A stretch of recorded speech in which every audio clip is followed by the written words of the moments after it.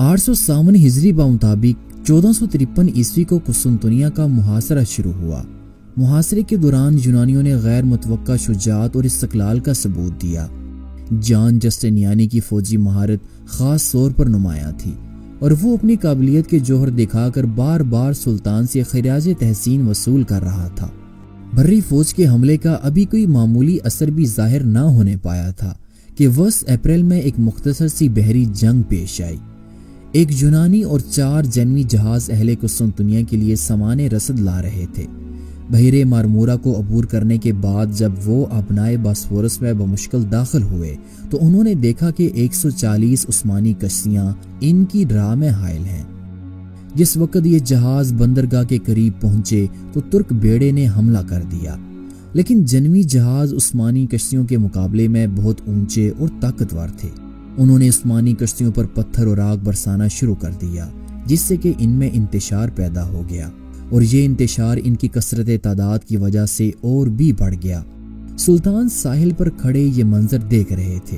سلطان سے رہا نہ گیا اور سلطان نے بے اختیار اپنا گھوڑا پانی میں ڈال دیا، لیکن ترکی بیڑا اس وقت تک اس قدر منتشر ہو چکا تھا کہ ایسائی جہازوں کو نکل جانے کا راستہ مل گیا۔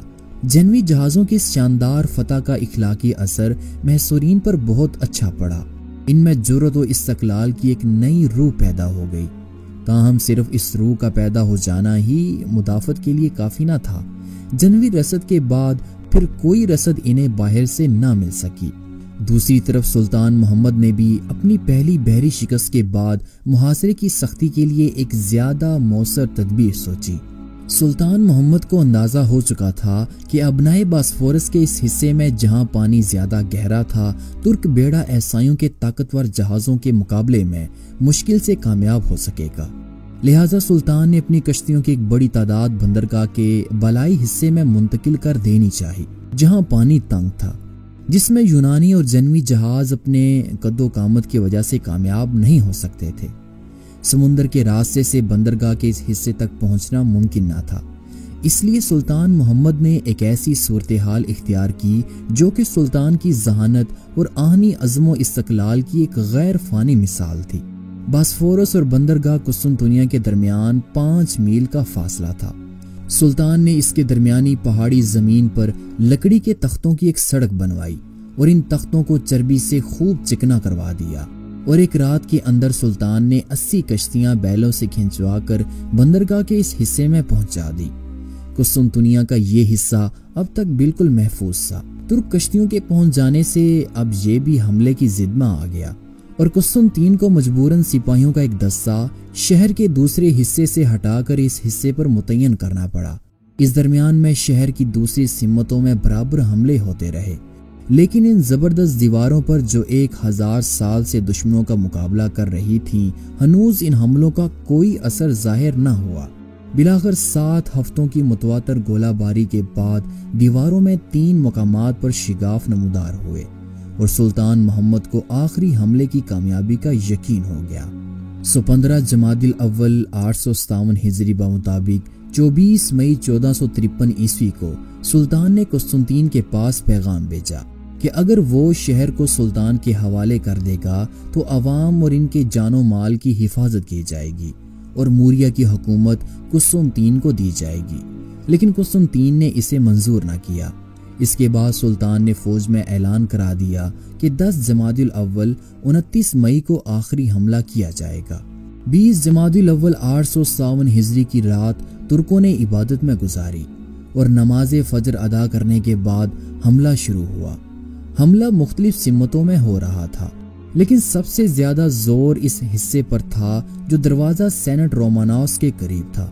وہاں کی دیوار ترک توپوں کی گولہ باری سے بہت کچھ ٹوٹ چکی تھی، لیکن دوپہر سے پہلے تک انتہائی کوشش اور فتح کی پوری امید کے باوجود عثمانی فوج کا ایک سپاہی بھی شہر میں داخل نہ ہو سکا۔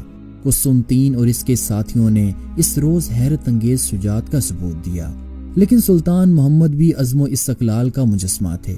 سلطان ابتدائی ناکامیوں سے بد دل نہ ہوئے اور اب خود اپنی جنیچری دستوں کو لے کر آگے بڑھے۔ یونانی اس وقت تک بالکل خستہ حال ہو چکے تھے۔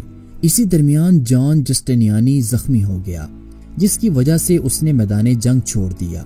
ایسے نازک وقت میں جب سلطان محمد اپنی پوری قوت کے ساتھ حملہ کر رہا تھا، جسٹینیانی کا اپنے ساتھیوں کو چھوڑ کر چلے جانا گویا شہر کو دشمن کے حوالے کر دینے کے برابر تھا۔ لیکن قسطنطین کے شدید اصرار کے باوجود وہ کچھ دیر بھی نہ رکا۔ اس کے پیچھے ہٹتے ہی عیسائیوں میں کمزوری کے آثار نمایاں ہونے لگے۔ قسطنطین نے خود موقع پر پہنچ کر کمان اپنے ہاتھ میں لے لی، مگر ینیچری کا حملہ اتنا سخت تھا کہ شہنشاہ اور اس کے بہادر سپاہیوں کی جانبازی زیادہ دیر تک مقابلہ نہ کر سکی۔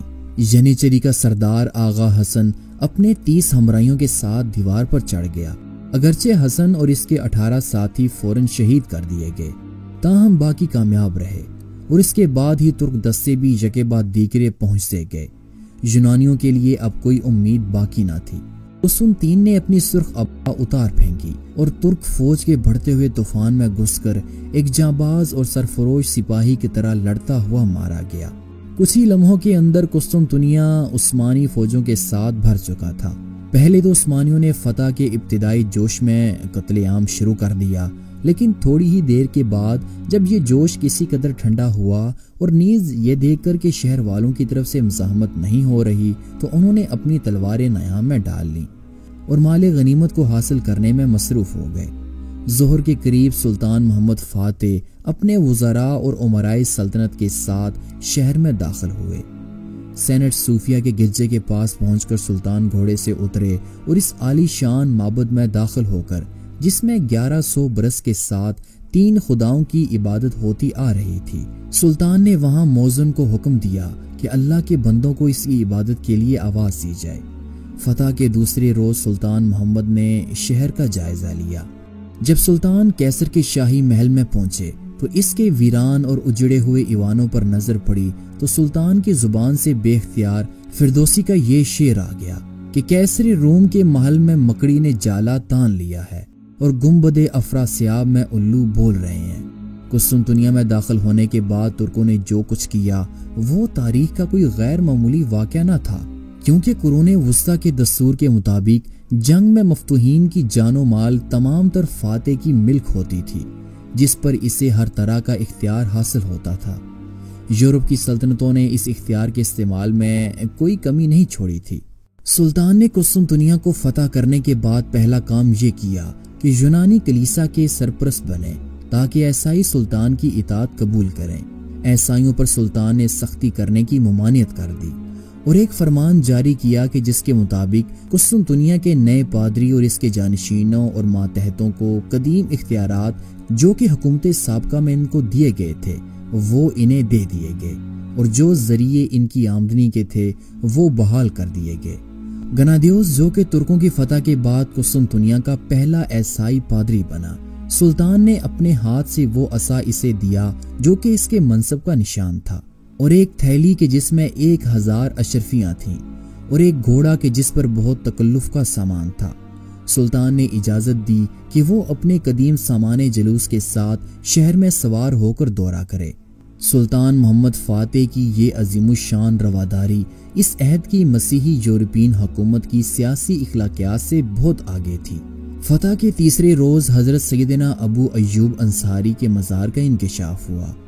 آپ نے 48 ہجری کے محاصرے کے دوران میں وفات پائی تھی اور قسطنطنیہ کی فصیل سے متصل دفن ہوئے تھے۔ سلطان نے وہاں ایک مسجد تعمیر کرائی جس کا نام جامع ایوب ہے۔